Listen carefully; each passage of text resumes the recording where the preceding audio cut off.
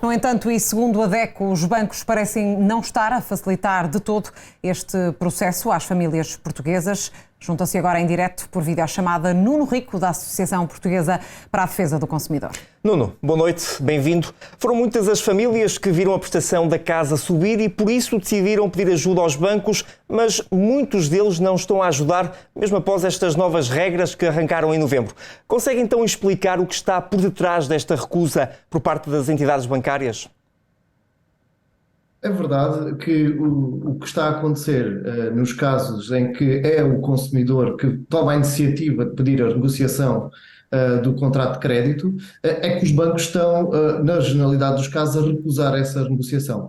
Ou seja, quando não é enquadrável naquela legislação que está em vigor desde o final de novembro, os bancos não estão a facilitar a vida aos consumidores. E isto porque, basicamente, eles não querem perder ou não querem ver as suas margens de lucro do negócio em cada um desses negócios reduzidas. E a argumentação que estão a utilizar e que dos casos que nos têm vindo a conhecimento é que, por exemplo, ameaçam os consumidores de que o seu contrato vai passar a ser considerado como reestruturado, fazendo uma interpretação daquilo que é a legislação europeia a nível dos créditos reestruturados e de créditos não produtivos, ou seja, créditos que estão em cumprimento. Isto deve-se ao facto de que esta legislação que está em vigor há pouco mais de um mês não ter aqui previsto e não indicar de forma taxativa que os bancos não poderão fazer esta reclassificação dos créditos. Aliás, naquilo que foi também o que aconteceu, na medida daquilo que já estava previsto, por exemplo, quando foi das moratórias. Na altura das moratórias, ficou explícito que os bancos não poderiam reclassificar esses créditos. Atualmente o legislador não previu essa situação. E por isso mesmo, os bancos têm cobertura legal para apresentar esses argumentos, é isso?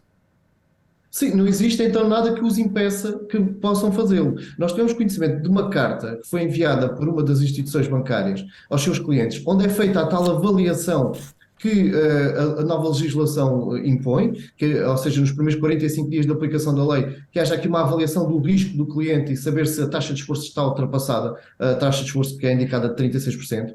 E nessa carta dizia que, no caso do cliente em concreto, a taxa de esforço isso não existia, mas que que desincentivava todo qualquer tipo de renegociação, porque ameaçava que o crédito a partir daí era considerado como reestruturado. Ora, isto deve-se a este tal vazio legal e também, por outro lado, o Banco de Portugal, enquanto entidade reguladora do setor, não deu aqui indicações concretas como é que se devem ser classificadas qualquer tipo de alterações contratuais.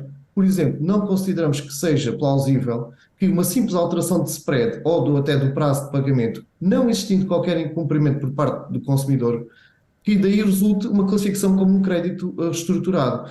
E isto dificulta muito a vida do consumidor, porque a partir do momento que há esta classificação, mesmo até a nível de detenção de outros produtos de crédito, como por exemplo o cartão de crédito ou um descoberto autorizado, podem serem viabilizados por esta classificação. Nuno, e o que é que podem estas famílias fazer então?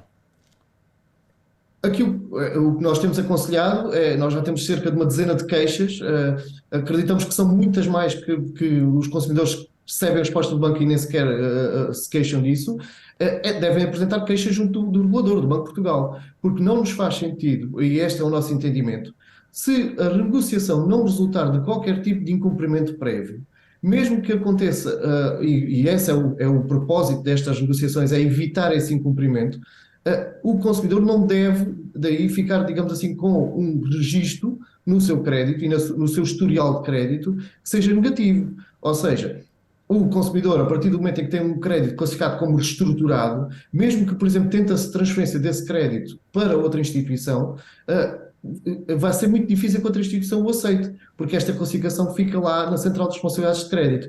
E é esta arbitrariedade, uma vez que não há indicações claras, quer na legislação, quer no regulador, que nós criticamos e que pedimos que seja, de uma vez por todas, esclarecidas para evitar esta interpretação por parte dos bancos. É preciso também que estas pessoas possam fazer aqui uma pesquisa por outras opções no mercado, na banca, para que possam conseguir negociar melhor com o seu banco?